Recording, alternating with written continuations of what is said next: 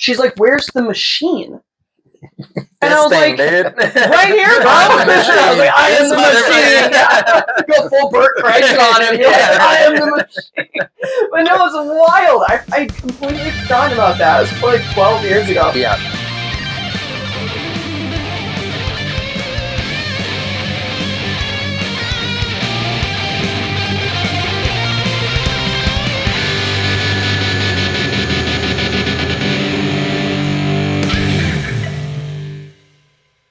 Hello, everybody. Welcome back to the Not Famous Tattoo Podcast. I'm your host, Dray. I'm Josh. And we have a special guest today, Beth Cupples. I worked with her years ago at Junkyard Inc. It's true. We kind of went through the shit together That's one way to put it. a little bit. But anyway, Beth, why don't you tell our lovely viewers a little bit about yourself, name, where you work, and kind of like what you like to tattoo. Yeah, totally. My name is Beth Cupples. I've been tattooing for about 16 years now. I work at a shop called Little Black Church, downtown Denver on like Broadway and Curtis. I like to do a lot of different styles, but I've recently decided to specialize in illustrated black and gray over the last few years. So do a lot of like animals, demons, animal-demon hybrids. You know, I'm your girl if you want anything spooky and scary and a little on the macabre side, but still with like a little realism twist to it. Fuck yeah. Nice. Yeah, I did a little mini tour with Beth of her shop years ago, a couple years ago. It was a super cool spot, like triangle shaped front of the building, like Yeah, it's gorgeous. right It's on gorgeous. the corner, black.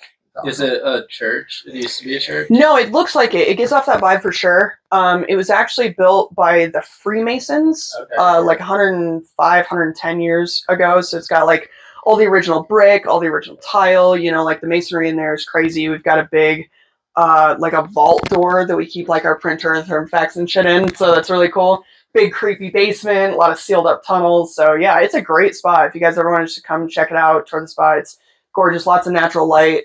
The intersection's death trap, but other than that, it's pretty cool. Yeah. It's worth it. It's worth it. I know whenever I tell somebody in Denver where I work at, I'm like, oh, you know, like 22nd Curtis and Broadway, and they're like, yeah. Unfortunately, I do. It's like a three-way I do. intersection. I don't get It's right like in front a of the shop. five-way intersection. Yeah, yeah. Like you got Broadway, yeah, no, it's a nightmare. But if you can get to the shop, it's a great spot. Once you get there. Broadway and Curtis, is that kind of by the Brown Palace? It's closed. That's a little bit further down Broadway. But funny you mentioned that, one of the tunnels that was sealed up in our basement used to run to the Brown Palace during like Prohibition times. Yeah. So yeah, if you go down now, you just like turn down a hallway and there's just like a big concrete door. Like they just sealed off everything down there. It's really, really cool. We gotta open those up. I know, right? Just bust them down. Get a sledgehammer. So I couldn't remember. Did you get to Junkyard before me, or was it like right at the same time?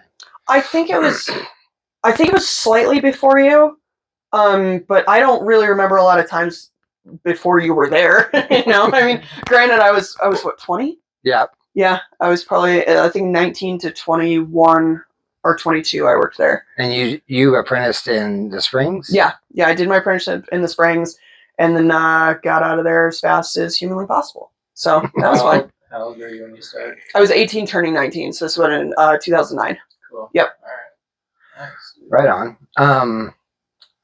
All right. Well, we've all been aware lately of the kind of slow, or the tattoo. I don't know what you're talking tattoo about. recession. I'm not paying my mortgage out of my savings account. And we've all heard, like on the internet, all kinds of theories about, you know, oversaturation, too many artists, not enough clients, too many, all this sort of thing. So I just want to get your, like, what are your theories? What's your 2 cents there on, like, what's causing all this? Man, I think it's hard to say because I think it's just one of those perfect storms. You know, I think it's the industry has become a little oversaturated, but we can't blame everything on that. A lot of industries do, you know. So I think it maybe kind of started there. But then, I mean, that was said before COVID. And then everybody thought that COVID was going to like weed out all the artists that weren't going to stick around, you know, and then obviously that didn't happen. You know, either people went underground, they dug their heels in, they tightened their belts a little bit, but like, you know, that's still an issue. But I think the main thing that we're dealing with right now is we're facing just a really uncertain economy, you know? And it's like, I don't know about you guys, but like a lot of my clients are also service industry. I tattoo bartenders and hairdressers and nail techs and massage therapists and other tattooers. And you know what I mean? So it's like when those people are getting squeezed, then they don't have the money to spend on luxury services. Yep. So I think it's just like, you know, you can blame it on new tattooers, new shops, oversaturation. But I think right now it's just like the uncertainty of where everybody's getting their next paycheck from is my biggest fear, you know, because like I'm not getting my hair cut, Yeah. obviously, you know, but it's like it's tough. Like I'm not doing any of those things. I'm not going out to eat. I'm not, you know, going to see the homies for happy hour. So it's just it's a lot. I think that's my biggest concern right now, and it's unfortunately wildly out of our control. Yeah. You know, I mean, the only reason I'm getting my hair cut is the barber shop across the entryway over here is she trades me haircuts for, and I let her plug into our internet for her shop. trade work. We're always open, baby. Is your mic on? Am I off? Mine was off, but it's all right. It'll pick up. I'm on. Sorry to cut you I'm off. on. No. Yeah, that's my haircut magic these days. I love that.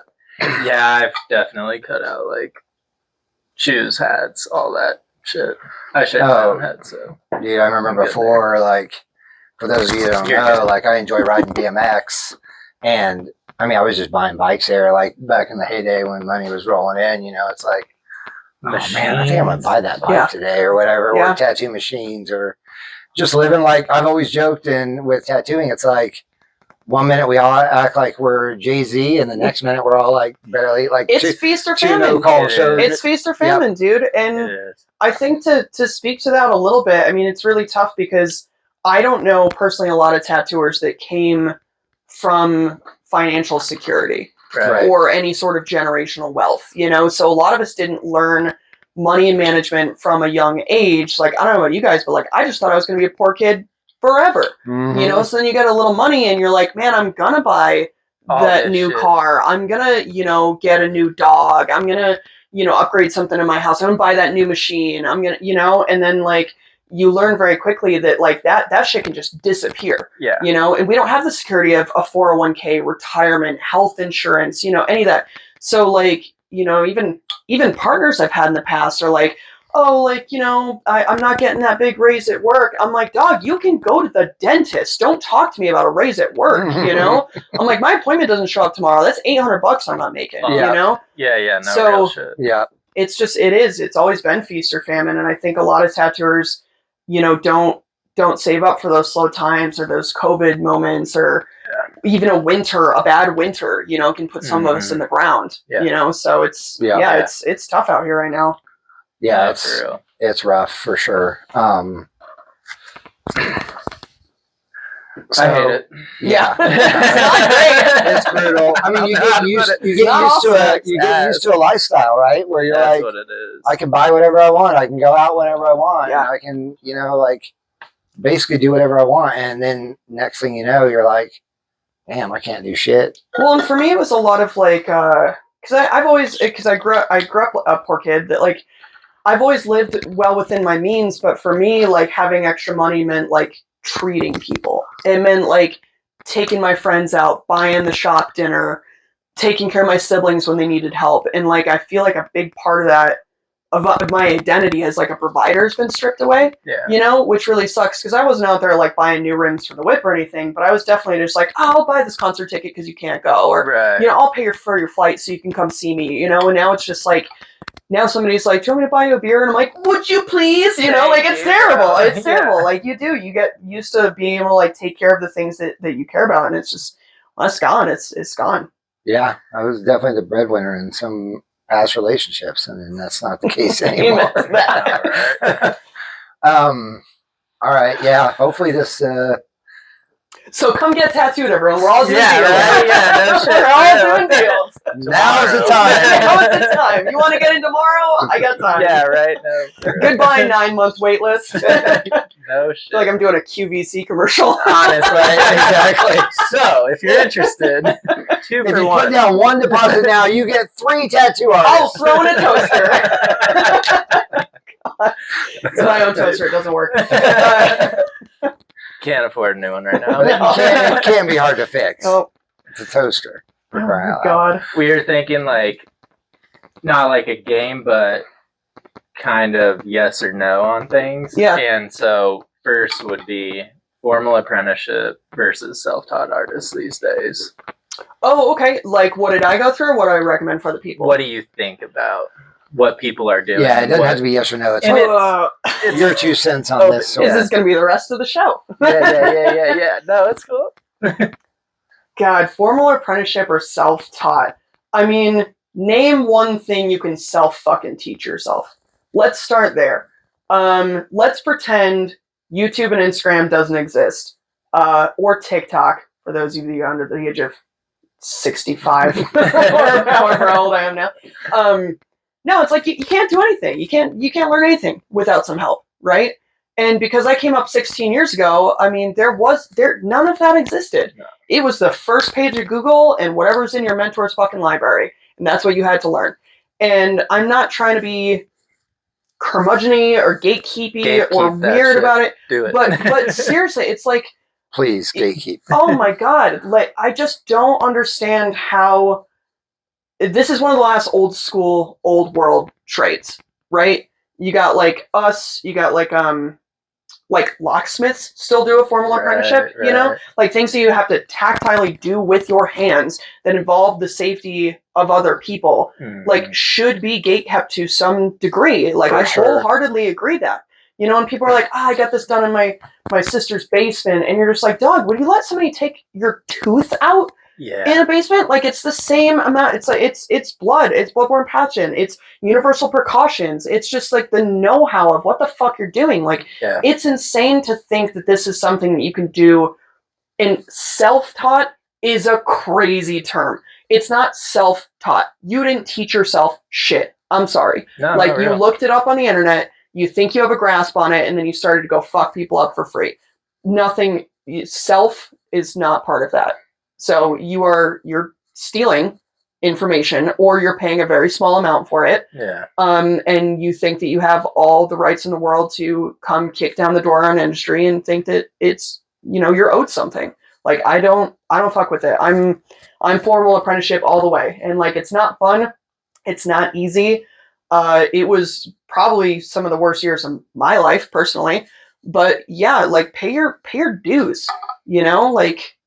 Yeah. You're not gonna, you know, look at all the other jobs out there. They're like, you need, you know, a bachelor degree. You need this amount of experience. It's like it's the same thing. It's a job. Right. It's a job with higher stakes than being a fucking accountant. You know, it's like you could ruin Yeah, for somebody's real. life. I mean, You someone know? could die Somebody could die. if you got Yeah. a bad enough infection. Yeah, For real. absolutely. So yeah, the term self-taught just spins me, dude. Like I cannot. I never do it. really thought of it that way, but you're right, because it's like, yeah, you didn't teach yourself shit. Like No. you're just betting on whoever you're watching. Yep. Hopefully they They know know what, what the fuck they're they're doing. and Yeah. maybe hopefully got like an actual apprenticeship. Totally. And if they did, I don't know if they'd be on the fucking internet like telling people in their basement how to do this shit. 'cause Exactly. I personally wouldn't do that, but That'd be my only 2 cents with the apprenticeship is like, pick your mentor wisely. 100%. You know, because they're 100%. not all the same. yeah. Like I feel like some of my mentors were pretty hands off, and it was more like talking shit on what I didn't do right or whatever. Right.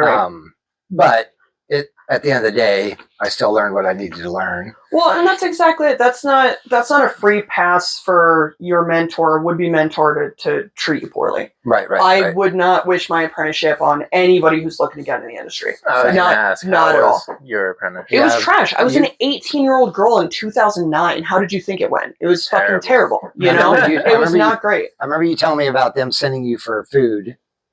Oh yeah. So if you're I'll watching. I'll let you take it. No, so they would there was a Wendy's across the street, and they would give me, you know, like whatever they thought, or like, get me, you know, this, here's $3, here's $5, here's $6, you know, and I'd scrape it all together, and you know, sometimes they'd be like, keep the change, and if I get enough keep the changes, and then I could get like my own sandwich. Yeah, other than that, I didn't have money. I was living my own since I was 16, you know, paying rent like before I was in high school. Like it was rough. And So I bring all the food back, and they're all in the back eating, and they'd be like, all right, go watch the front, go watch the phones, like see if anybody comes in. I'm like, okay, cool. And then finally, like an hour later, I'd go into the back and be like, "Do you guys see my sandwich?" And I'm like, "Oh shit, we probably ate it by accident." Fuck you, And I'm like, bro. that was my food for the day, man. I'm like, are you? And at the time, I was working 3 jobs, so I was doing a morning waitressing gig, would go to the shop during the day, and then bartend till like 2:00 in the morning. Fuck. So it was like 14. I was changing my car. I was changing parking garages, like brushing my teeth, like all kinds of crazy shit. I would leave at like 7:00 in the morning, get home at like maybe 3 or 4 in the morning if I was lucky. So like stuff like that where it's just like, oh, we'll get you next time. We'll get you next time. Like, you understand? Like, I don't get to eat now, and like now, like I hope a lot of that shit is happening because, like I'm saying, I'm not one of those like it happened to me, so it should happen to you. Like, I think that's a really toxic perpetuation of behavior, and I don't want anybody to think like that's how you get into the industry. That's not right. It's not good. It's not even helpful. That wasn't like building a skill for me. Yeah, I was just sad and hungry all the time. So yeah, no, it was rough. Yeah, it was rough. But That's terrible, I do think that means that you sweep and mop the fucking floors. When the music's not working, you go figure it out. Like the supply dude comes in, you get everybody's order, or you place things online. You run the social media, whatever it is. Yeah. But no, I don't think abuse in any form, even the tiniest bit, should be tolerated. But yeah, you come in one day and everybody's dressed as a lobster and they make you dance around the shop, then you deal with it. It's all fun games to some degree. But yeah, no, my apprenticeship was it was rough. It was. I don't know if I had to reapprentice now if I would have the stones to do it. Yeah. But I think now that's a big part of the reason for so many tiny shops or private studios popping up is because those people are younger folks and they don't even know really how to tattoo everything yet. Yeah. But they're done with putting up with their abusive mentor. Totally. Yeah. And so they're just doing their own thing. There's some validity to that. Yeah. I know a lot of people that are branching out, starting their own shit just because they're like, I don't want to deal with it. Yeah. And that's fair. If that was an option to me, I might have picked up our fucking 4 or 5 different apprentices in my goddamn puppy mill of a shop and started my own shit, But I didn't have the time or the research or the know-how, any of that. Right. But I see why people do it now, but that's still not an excuse to not get at least a year of proper training. I was just gonna say, it's gotta be a year. And a year of your life isn't that much. No, you said any good job you're gonna get in the world, you probably have to do 4 years of college. Totally. So what's 1 year? Right. I don't think it's a lot. No. I think apprenticeships are actually probably too short. I would agree. On a whole, I would agree. Across, in the United States at least. Yep. I was going to say here, you look at many places overseas, it's 5-10 years. I was like, oh yeah. For more than just tattooing. Yeah, definitely. Working in a restaurant, being welding, any of that shit, any of those trades. Yeah. Yeah, you go. And I think burning your fingers with a welder, that'll fuck you up, but probably not going to kill you. If you do a nasty neck tattoo, you could seriously fuck someone up. Yeah, it's I've seen some shit. Nothing to be played with. Yeah, no, it can be dangerous for sure. And then next, black and gray or color for yourself and tattooing. Ooh, it's tough. I'm such a hypocrite because I love tattooing black and gray, but I almost exclusively get color tattoos. Really? Okay. Yeah. Well, I like getting tattoos that I can't do. You know what I mean? When people are like, "Do you tattoo yourself all the time?" I'm like, "No, dog. I want to get tattooed by people better than me." What? Absolutely not. Your tattoos are really nice. Who did your? Thank you. So I have my whole torso done by Rob Goodkind, whose shop I'm actually going to be at in Chicago tomorrow. But yeah, he had a huge scorpion on my stomach, the hawk and the owl on my chest. It's beautiful. Yeah, I've got Matt Triano, Scott Gerritsen did my knees. I've got a bunch of really bright. This is Ben Oz in Florida. So I've got a lot of bright traditional to neo-trad kind of color poppy stuff. But I don't know. I've done a lot of styles. I've done a lot of color. But I just think I can execute better texture with black and gray than I can with color. Yeah. It's always just come more naturally in school, it was, pen and ink. I did a lot of charcoal. I did, all kinds of shit like that. But yeah, I don't know. With the stuff that I do, it's like feathers and fur and scales and all that kind of shit. It's just like, it makes more sense to me in black and gray. I agree. I actually read recently that some people, when they see like space and depth perception, it's more black and gray in their brain or in color. And Really? You have people that have like a knack for color. Like, some artists, you just see their ink palette and you're like, yep, that's like, I wouldn't even have thought about that shit. And then there's other people that are just kill black and gray and they don't touch color. And it's like your brain is actually wired for one or the other. Obviously, you can teach yourself. And there's, I forget what it's called, people that can see different like cones of color, if you've ever taken that little test. Yeah, like how many colors can you see in the spectrum? Yeah. And I could see a wide array of color, and like I took a ton of color theory classes in high school, and like I think it's really interesting. I obviously like appreciate it a lot. But for me, it's just like, I just don't get the same joy out of it. I think I can make more impact with black and gray. Which is weird because I did realism for a number of years, which is where a lot of black and gray artists veer off to. But I don't know, I did realism and then I got bored. Yeah. I got really fucking bored. There's something about like. It's a lot of tracing. I remember you saying that, like, you were like, I'm just replicating a photo. I'd rather create an image. Well, exactly. I mean, I specialized in realism for 3 or 4 years, and I got pretty good at it, but like I still wasn't like the best in town or the best in Colorado, So it's like somebody wanted like hyper photorealism. Like, I was not your girl. It still had that element of illustrativeness to it, and when somebody brings in the picture of their dog, their grandma, their childhood house, they're not looking for you to fucking draw that. They're being like, like copy that shit on my skin. Yeah. Which is cool because it's a crowd pleaser. It's very technically difficult.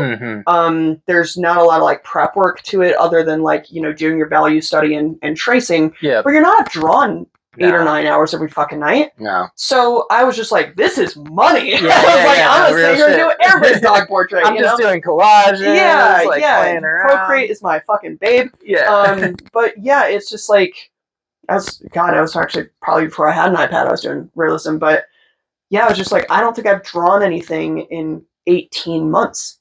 I was like, I'm losing my mind. Yeah. And I just started drawing weird shit and doing paintings, and then people liked it. And I was like, what the hell is wrong with all of us? Actually, this could work. Like, we all need therapy.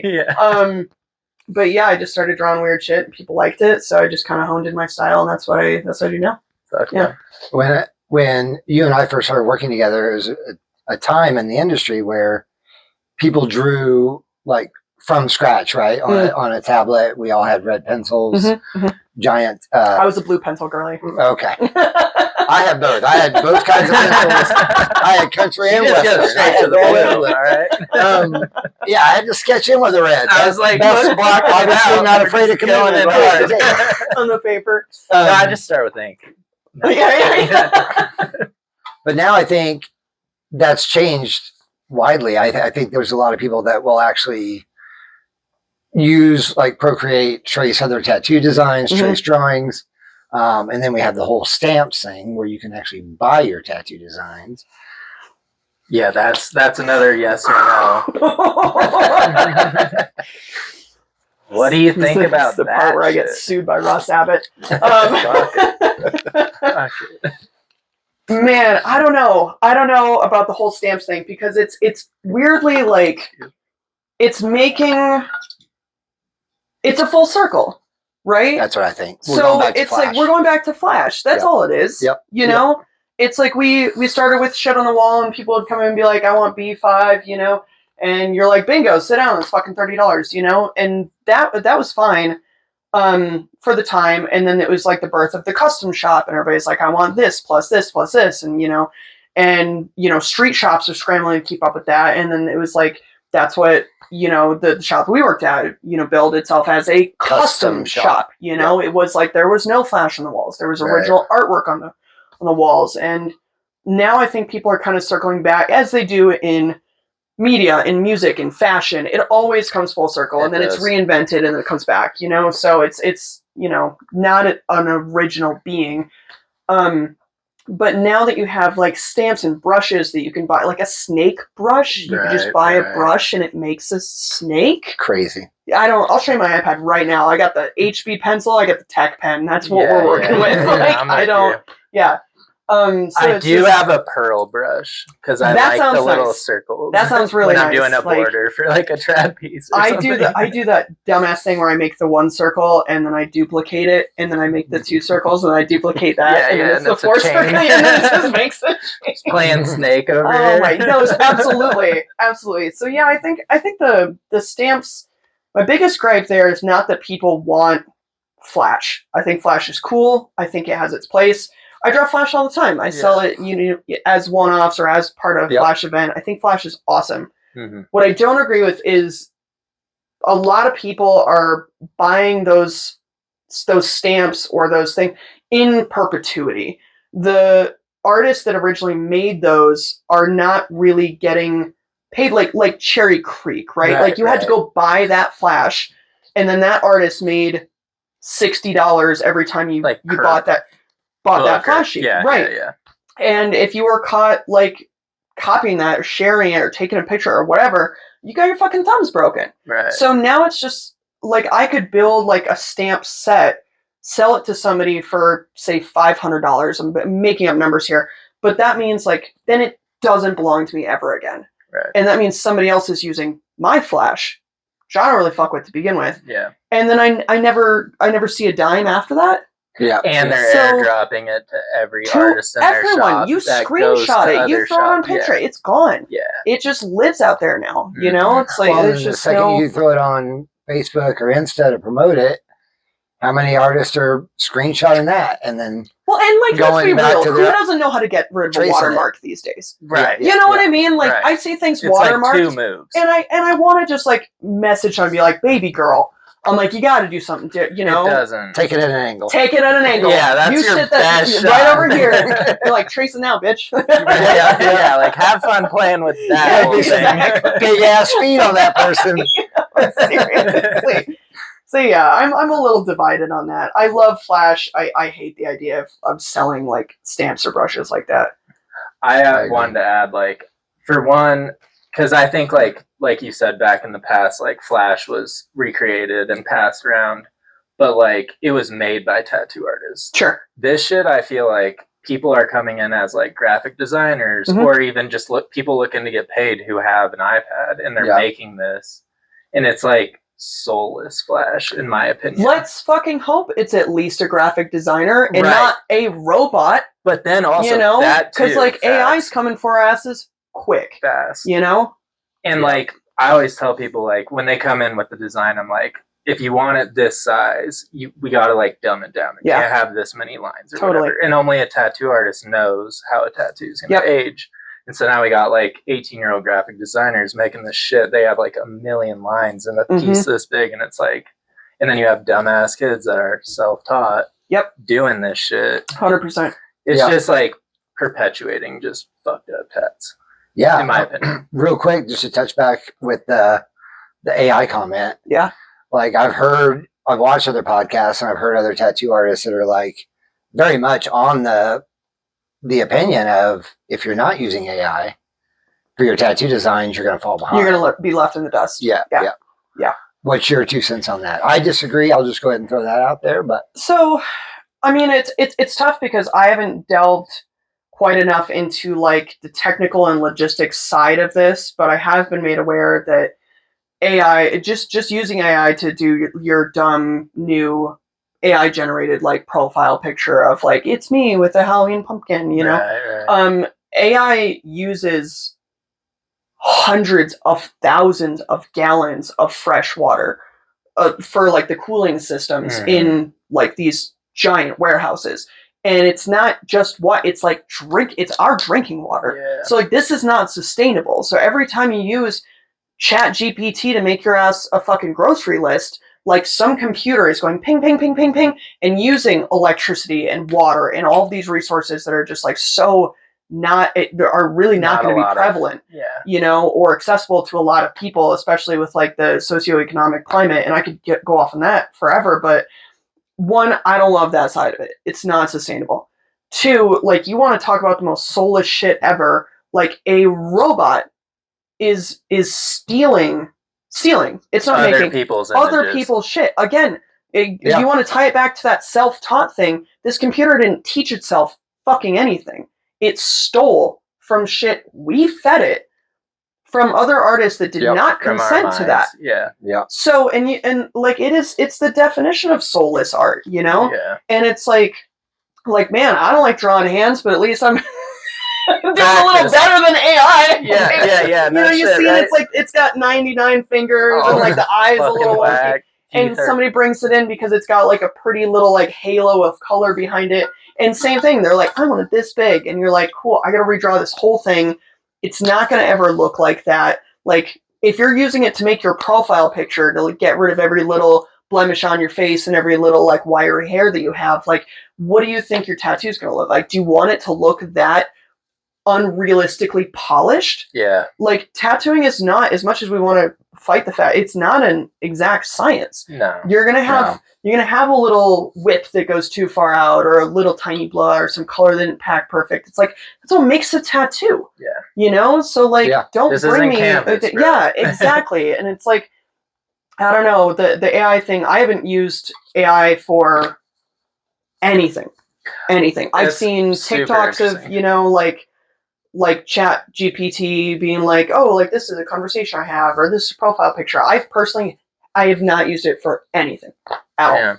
And I kind of outright refuse. I like that because the sustainability thing, I'm big on that also. And I heard recently like 70% of activity on the internet is bots talking to bots. Yeah. Think of all the people in the world using the internet right now. We got it on TV, our fucking stereo, everything. And that's people using the internet. But like 70% being bots, that's a fucking insane amount. Well, and then you go down the rabbit you go down that rabbit hole even more, you find like deep fakes. You know, you find it's like we're approaching, and like unfortunately our lawmakers are like geriatric old white men that have no idea what they're like, Zuckerberg, how do I send an instant message? You know, they don't get it. So like technology is overlapping legislation at a speed that we cannot control. No. You know, so it's getting very scary very quickly, where it's like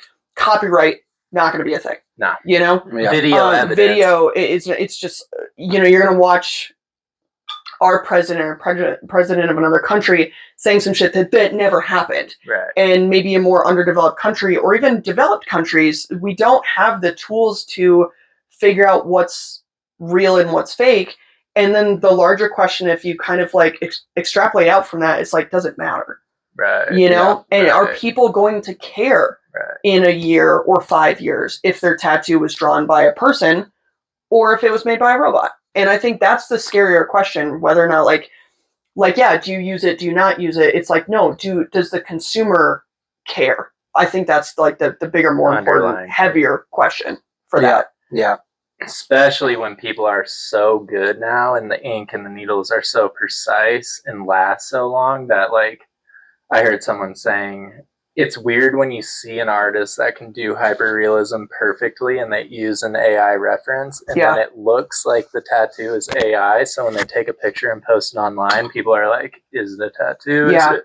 Is it not? Like, I can't tell because you're so good at tattooing. But you obviously used an AI reference. And so that's kind of like hurting the art in itself. I think there's a group of people out there in the world that actually trust computers more than they do people. I would agree with that. I remember you had a client at the old shop it was an older lady. I think it was her first tattoo.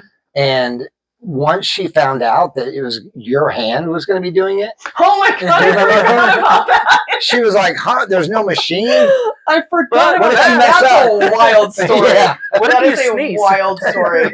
She was like, what if you mess up? Like, she couldn't believe that. Well, she kept asking me if I was going to freehand it.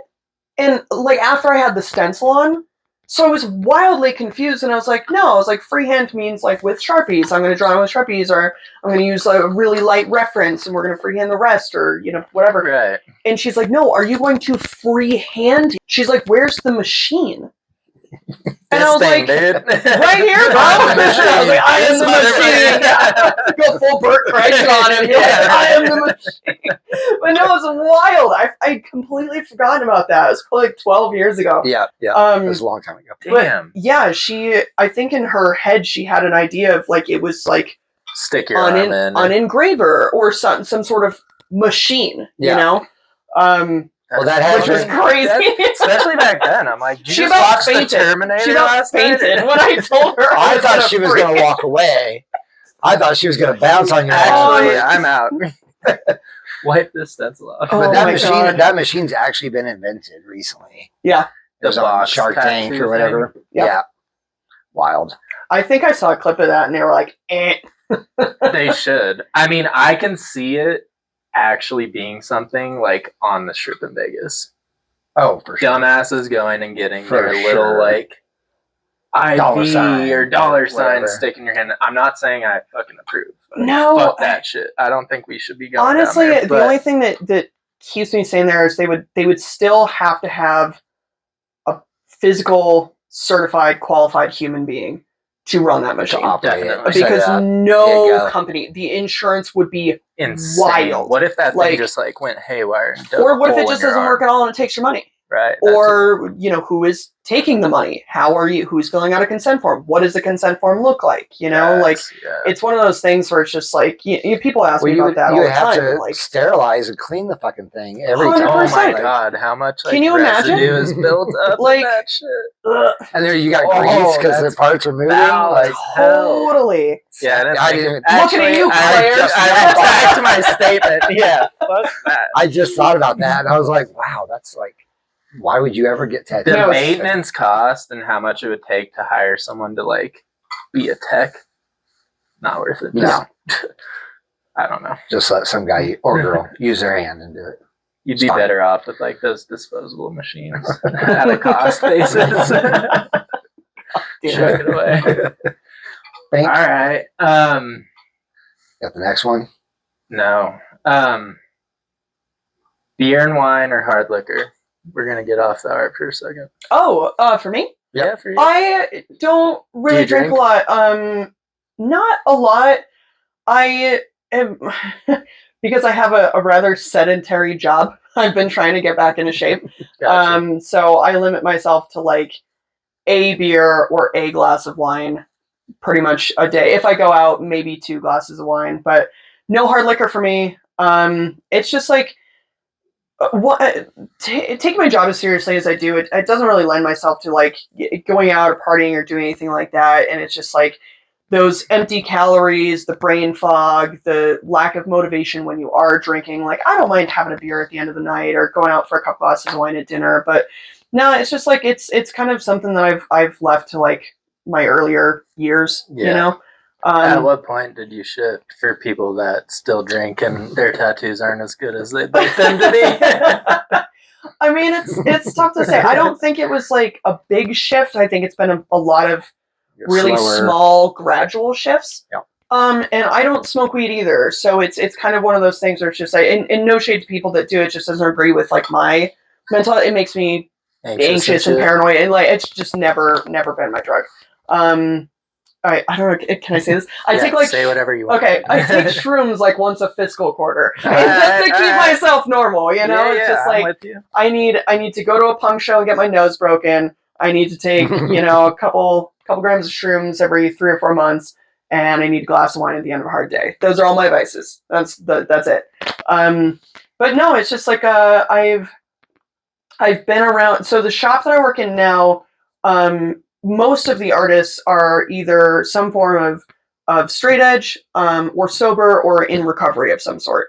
So it's as far from like a party shop as you can get. It's been a really good, like safe, structured environment for me to be in. Yeah. And whereas like sometimes I feel like it gets a little lonely when you've had like a long day and you're like, does anybody want to go for a beer? And like most of the people I work with, they're married, they have kids, they're going home, but it also kind of keeps me on the straight and narrow where it's not just like that one beer is going to turn out to be like, we're out till 1 a.m. and then we all have to get Ubers home. It's like, I'm 35. I'm kind of done with that. Yeah. But yeah, I think like a nice glass of wine at the end of the night when I'm drawing or hanging out with my cats is really nice. But no, I just gave up hard liquor a couple months ago, Really? and and like I said, it wasn't a big shift because I didn't really drink a whole lot of it to begin with, and I don't really keep it in the house. I live alone. It's not like I'm hanging out with anybody. But it was just like, yeah, those empty calories, that brain fog. Like I didn't want to do it anymore. No, I feel you. That's pretty much my story right now too. Yeah. 33, so just kind of over it. It gets worse. And the hangovers. I'm like, bro, I can't fucking do this. I'm like Googling how to get rid of a hangover every time I have a hangover. I'm like, when are you going to learn, bro? And it takes nothing. It takes nothing. Well, and it's not just the alcohol part of it. It's like, it's sugar. Yeah. It's a lot of fucking sugar, you know? And I don't even drink caffeine. Yeah. So I don't drink caffeine, Red Bull, coffee, soda, juice. Like I am just like a water girl, you know? So I was wondering why I wasn't getting into better shape or why I felt jittery sometimes. It was like, because you're consuming like a lot of sugar. Yeah. So that's just something I'm cutting out of my life right now. So yeah, just be a little healthier. Yeah. We're kind of Dray and I are on the same shit right now. I actually just sent him something that was like, sugar actually makes it so you can't retain information. No shit. Yeah. I wouldn't doubt it. Sugar. I was like, no wonder I was like so bad at school. I'm just like ripping Dixie sticks and like not remembering shit. Well, and I think as tattooers, like all of us get bit at some point when we're younger by the rock star bug, right? Yeah, You're like, I'm starting to get good at tattooing. I'm a cool guy. You want to impress. Plenty of partying and stuff like that. And totally. There's been many days that early in my career where I've been like, fuck, I wish I didn't do that last night, but. And yeah, I just think at some point you're like, that's no way to fucking live. Like, no, and you're right. Like, I mean, you see that path kind of laid out before you, and unfortunately, like you and I have known so many people that just didn't take that off ramp. They just kept going. Well, and you see careers destroyed. And then that's enough for me or most of us, right? To be like, I'm all set there. It should be. But like you said, the ones that, and we've seen plenty at the old shop that never took the exit ramp. I like that phrasing. Yeah. It's sad. It's sad. And it's tough to see because, like, I mean, it's one thing to destroy your career, and that's a horrible thing with terrible consequences. But I think my biggest fear is not tanking my career, but getting stagnant.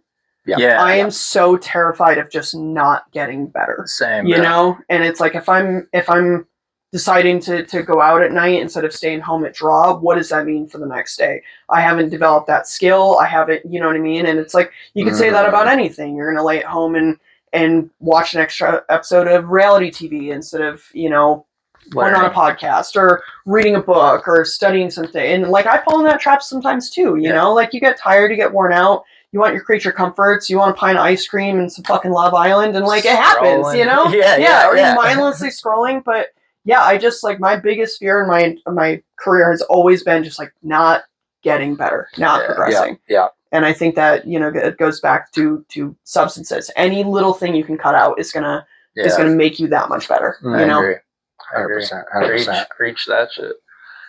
Amen. That led us to what would you do if you if you couldn't tattoo anymore? Oh, I'd go back to selling drugs. No, same. That was my response. I would start selling drugs.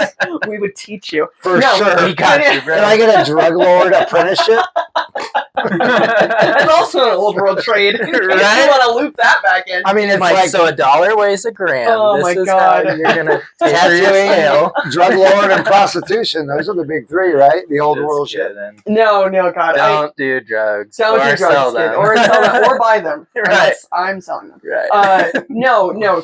Fun fact. I've never actually sold drugs, but it's one of those things where it's just like you do kind of start thinking like, what could I do with this skill set? Like can you call it that? It's like we're street smart, we're quick on our feet, we're resourceful, we can pivot at a moment's notice. Like I think it would, a lot of those underground activities, like it kind of it lends itself to a particular kind of person that's like, I could put myself in this sort of like danger, this, particular bad situation. I could get myself out of it, and it's like, I got in trouble as a kid and like got myself out of it. I got in trouble as a teenager, got myself out of it. And I'm just like, I'm constantly I'm like, I would be like a con man, I don't rob banks. But if I'm being honest, like I don't think I have the stomach for it. I would probably do something with animals. I used to help train dogs for the like pre-academy like police dogs.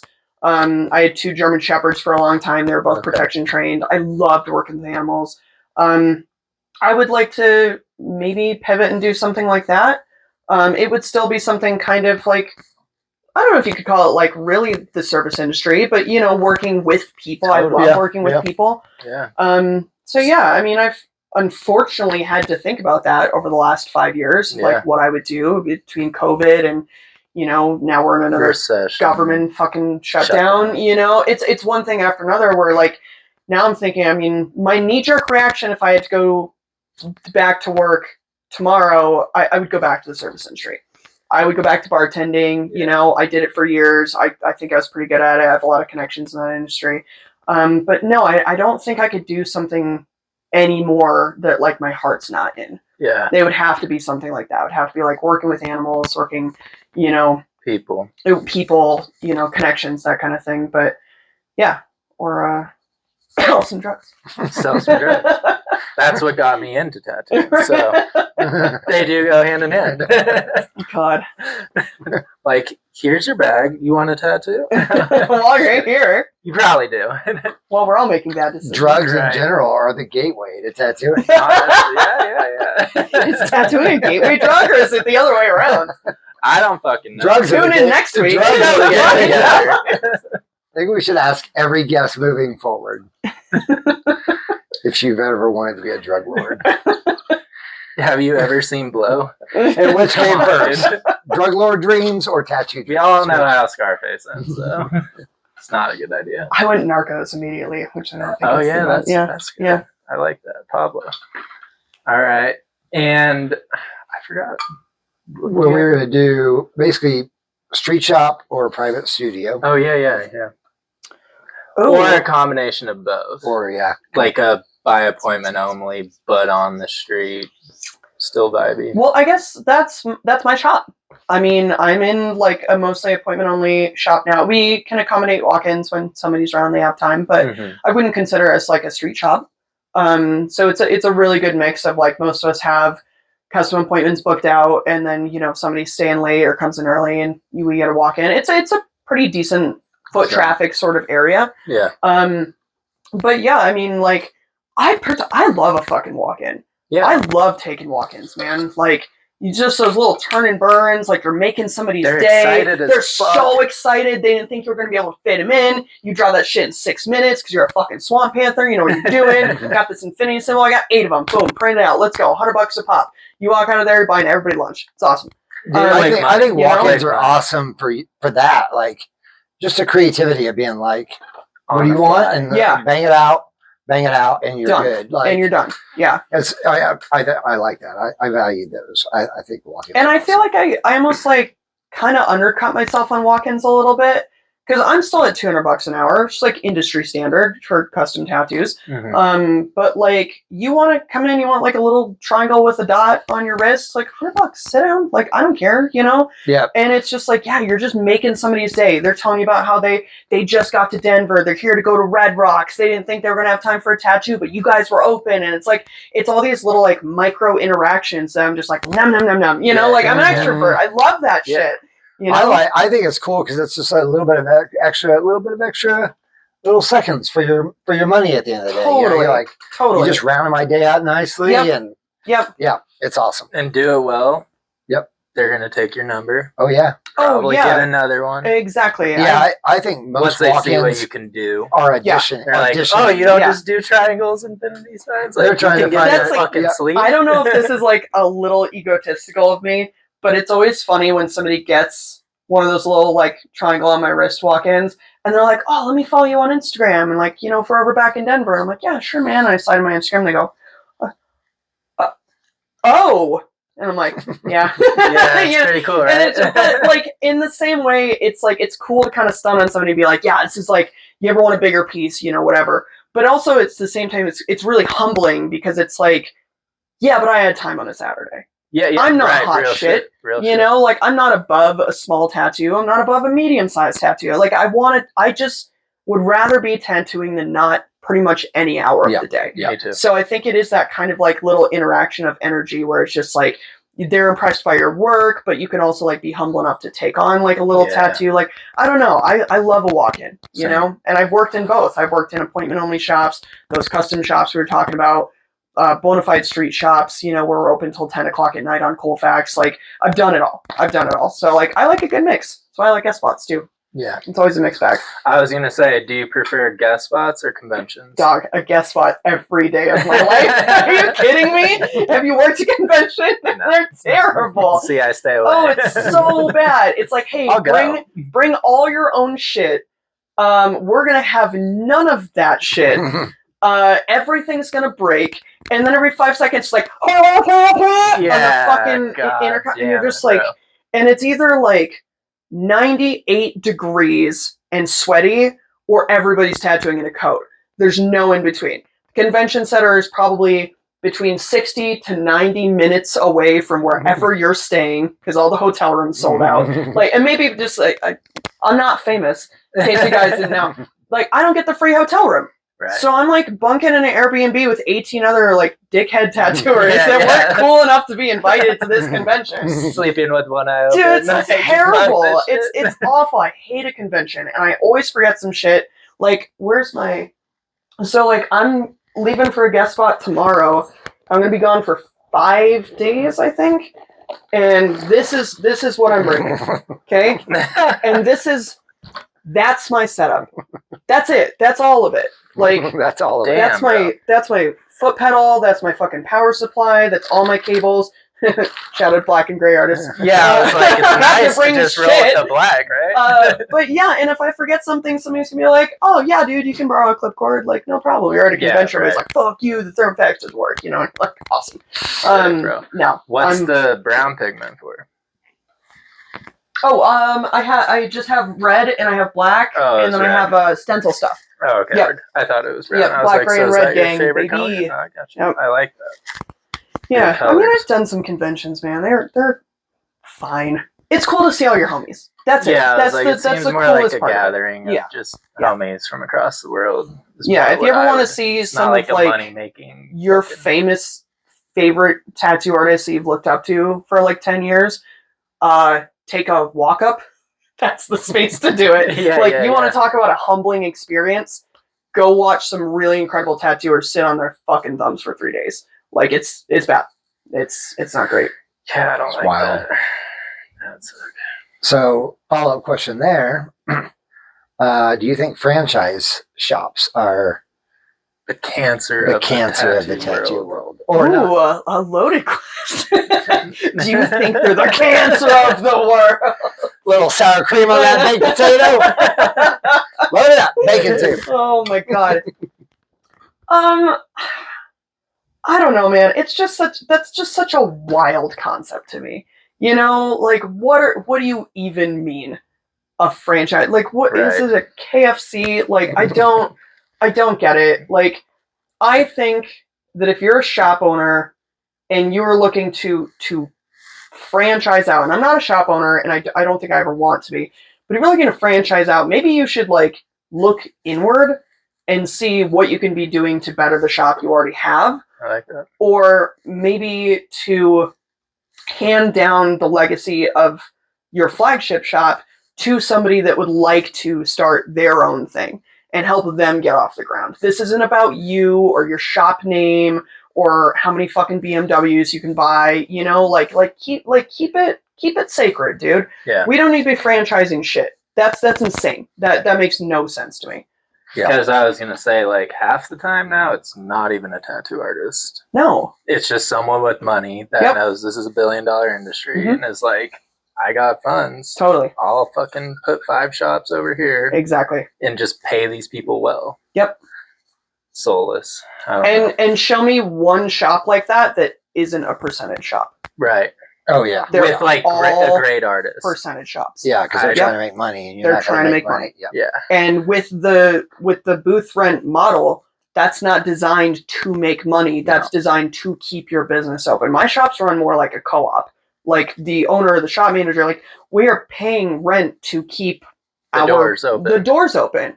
So it's not like, oh, if I work more, then you get more money. It's like, no, like it's the same with my mortgage. Like, here you go. Like the mortgage company doesn't ask how many days I'm there a week. Right. Like how often are you in your house? How many people you get? They don't fucking care, and it's like that's what I like. I like my freedom, I like my stability, I like knowing what my bills are every month. And I'm like really just not in the business of making other people rich while the printer's running out of fucking ink. Yeah, no like, shit. It's funny. I think that's true.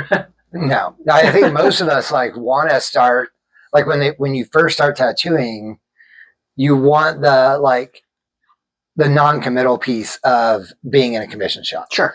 You're like, I can make money. I don't owe you this giant bill at the end of the month. Totally. But then because I remember when I interviewed at my first shop, and it was like they were like, it was booth rent, and and they hit me with this number for the booth rent. It was like $1,200 a month, and I was like tattooing homies, like in my spare time out of my house, and I was like making like $120 a month. And I'm like, where the fuck am I going to get $1,200 plus all my shit? And like I was nervous about it, but then I was like, oh man, I really wish it was like a commission sort of situation, but it wasn't. And I went ahead with it, and like it worked out fine. And now like I would never work in a commission shop. No.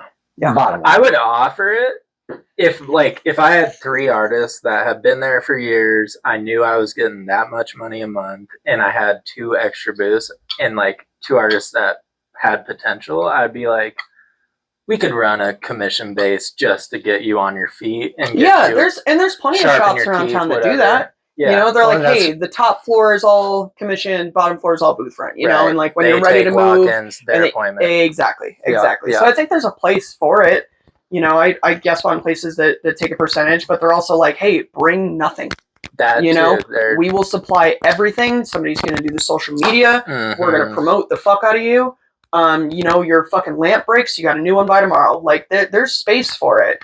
But that's the other part. Excuse me, I can't talk all of a sudden. But that's the other piece of it is like, like at a commission shop, you are giving whatever a pretty big percentage of everything you make to the shop owner, but you have your needles, you have your advertising, you have your marketing. Oh, I better walk in like a fucking surgeon. Yeah, and just sit down and tattoo and walk out. Like seriously, like. Whereas, so it's the everything's different in both scenarios, right? Like, obviously, I think you gotta have an owner that doesn't tattoo though, if that's the shop.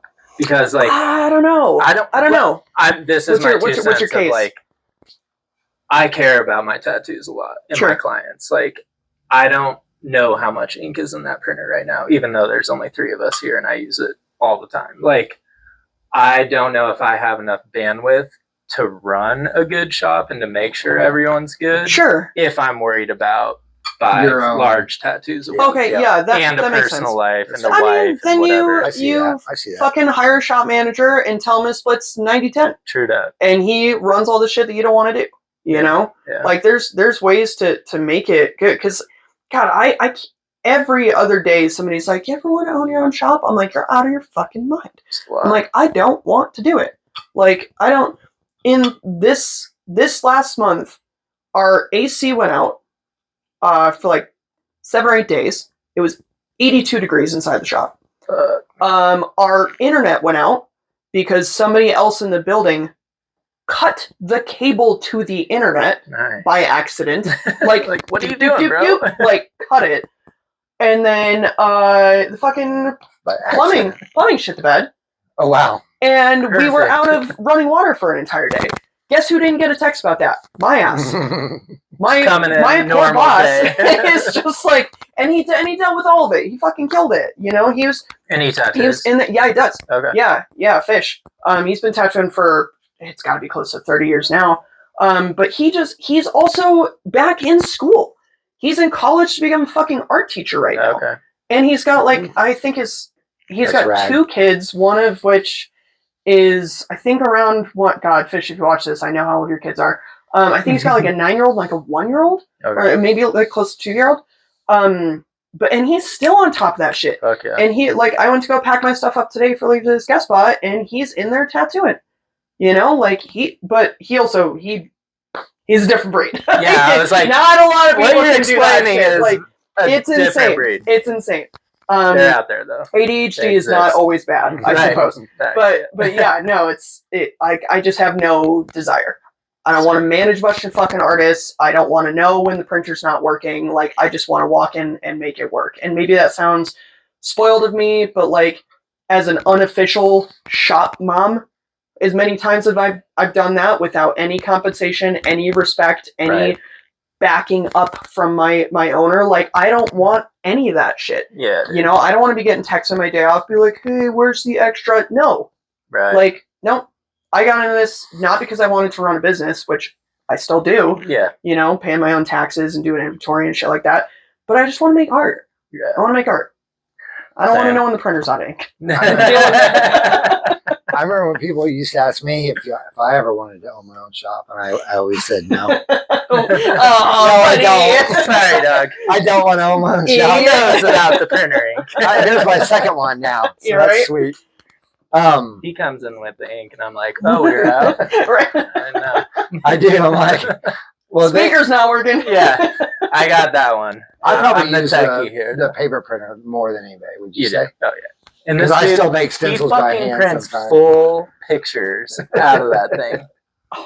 It doesn't even erase a little bit on the outside. Like, he'll just be taking the face, but it's an 8x11 wet. Like, that shit's wet when it comes out. I'm like screenshotting a portrait of a hot You can chick on trace Google. that on your iPad and then like that's send it to the fine. printer. He's like, yeah, I just got new ink last week, and Oh we're my about God. out. I'm like, the fuck, dude? It's supposed to last 6 months. Oh my It's God. our line drawings. You have saved me a lot of printer ink, showing me how to use my iPad, and I appreciate it. All right, That's P-Pop. cool. That's cool. Nah, Dre's old school with it. I don't think he'd use a stencil if he didn't have to. I hate stencils. No, I'm kidding. All right, are we on the wrap-up question? Yeah. I I didn't check the clock, so we're just running right We're now. just going with it. What is your wildest tattoo story, giving or getting? Such a hard I know, I mean, question. I know that can also be its own 1,000 of them. There's episode. 1,000 Yeah. of them. Let's get one of those beers we don't drink and just do another hour of this. Fuck. We're not Um, stocked. Wildest story, getting or giving. You can think about it too. We can Yeah, give me a second. I'm trying to figure out. I mean, I feel like you've remembered more stories than He's got an elephant. I Memory. do. Yeah.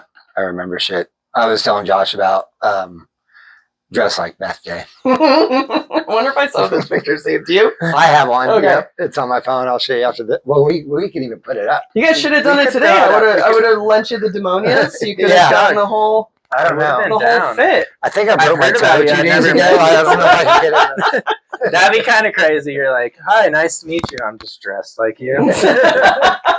Oh, we should have You know done what's wild? These are the comfiest boots I own. Are they really? I'm not even I kidding. saw you walking. I'm like, there's No. way. I tattoo in these. I drive in these. I'm probably gonna wear them to the airport. They're light Sell too. Like drugs these in are those. you sell drugs in these. You put drugs inside. Yeah, and then I. That's how you get through TSA. No, dude, they're Yeah. so comfy. Fuck yeah. Yeah, super light, good ankle support. The socks would look great on you. Any on Colfax? Have I? Oh, Any stories that were just that's also its own episode. So I worked in Colfax for 4 years. A place called End of Days.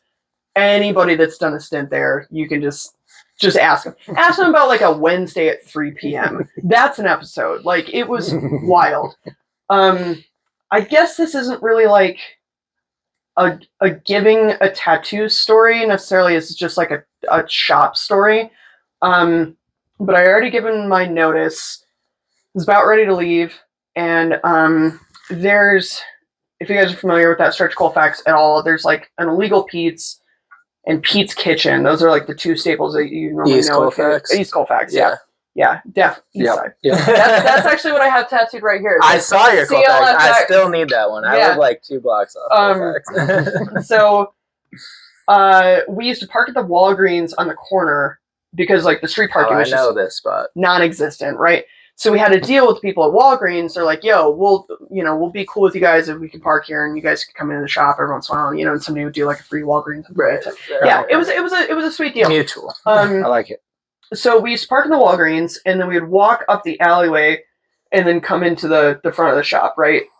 And the alleyway was just getting sketchy, like early in the morning sketchy. I'd get to the shop at like 11, right? And there's just people just like bottles and needles and just like crazy shit.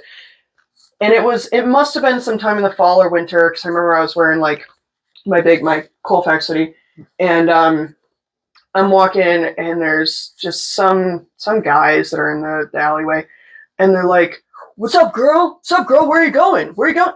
And like, I've got my hands in my pocket. I always have a pocket knife, so I'm like, holding my knife, got my fucking hood up. I'm like, I'm just not dealing with this. And the last couple weeks prior to this incident, we had been getting reports of clients being like, "Oh, there's like people that are like really sketchy and blah blah." And I'm like, I don't fuck with me. Do not fuck with my clients. Like that's how we're gonna have a like we'll box. So I'm walking up through the alley, and these guys are just like causing a scene, and they're like, "Oh, fuck you, bitch! You don't even want to talk? You're not even gonna fucking stop and talk to us?" And I was like, I don't know what was on my ass that day, but I was like, all right. So I walk in the shop, and I just throw my backpack down, and I grab the baseball bat that we kept behind the counter. Oh, hell yeah. And I just walk out the front door, and the last thing I heard was my coworker going, "Get her, get her, get her, somebody get her, somebody fucking get her." And I just slammed the door. I'm like, "You want to fucking talk?" And I'm pointing a baseball bat, and they're like, "Whoa, what the fuck?" So they're like trying to get their bottles and their shit. And I'm like, "You want a fucking problem?" And the guy's like, "You're fucking crazy." I'm like, "I bet your ass I'm fucking crazy." Because that's all you got to do is you just got to crazy them. Yep. And this guy's like, "Well, I don't have a problem. I have much right to stand on this corner as you do." And I was like, "Oh, I don't give a fuck." So I'm just going crazy.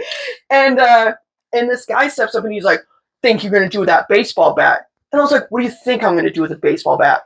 And he goes, "Well," he's like, this isn't gonna work. I'm not gonna do some shit like that." I was like, "Cool." I was like, "Then get off the block, stop harassing my fucking clients, stop talking to me." And I glanced and the shop door is open. So it's flush to where I'm standing. And I just see like 4 pairs of eyeballs, and all my coworkers like boop, boop, boop, boop, boop, boop, And I'm like, "God damn it, guys." So I look, and he's like, "Why? I can't do it." He's like, I don't hit women." I don't actually remember saying this, but one of my coworkers heard me, because I was seeing red, right? Right. And he goes, "I don't hit women." I go, "Yeah, this is going to be an easy fight for me then." And I just go, boom, and I just swung on this dude, and he jumps out of the way, and he's like, "You're fucking crazy." I'm like, "Get the fuck off my block." So I chase these dudes up. There are 4 of them. And they're just running down Colfax. And I walk back in, I'm like, clang, and I set the baseball back down. My appointment was early. No. So he's like, "Are you good?" I was like, "Yeah, I'm just going to wash my hands." I was like, "Go ahead and fill out a consent form. I'll be with you in like 10 minutes. And I go back, I'm like, "Fuck," So gotta wipe the red out of my eyes. One of my last months on Colfax. And then my coworker comes up, and he's like, "Did you hear what you said to that dude?" And I was like, "He goes, he said he didn't hit women." And you said, "Then this will be an easy fight for me then." And I was like, great card. I was like, God, I gotta chill the fuck out. That was probably like 7 years ago now, but that's probably a good shop story. That's a great one. That's a great one. That's shop manager shit. Oh my god, shop mom shit, baby, shop mom. I don't have anything handle that caliber. Nah, she's got it. Oh my god, no, seriously, everybody was like, she's good, she's fine. Don't worry about it. You guys gonna stop tattooing? No. This happened. It's just bad. It's just bad. Oh my god, yeah. Well, I think that's a wrap. Yeah. Right. Woo! Well, Beth, thank you so much for coming on the show. Thanks for having me. This is a blast. Appreciate it. This is awesome. Yeah. It was great meeting you. And thanks again, everybody, for tuning in, watching the show. Like, follow, share, subscribe, share, please. Help us out. Do all those things. Yeah. We'll get all her information up on the screen and some tattoo work as well. I got time tomorrow. Same. Oh we my all God. have time tomorrow. Fuck yeah, guys. Thanks, guys. All right. This has been Thanks great. again, everybody. Yeah. Love y'all. Thank you.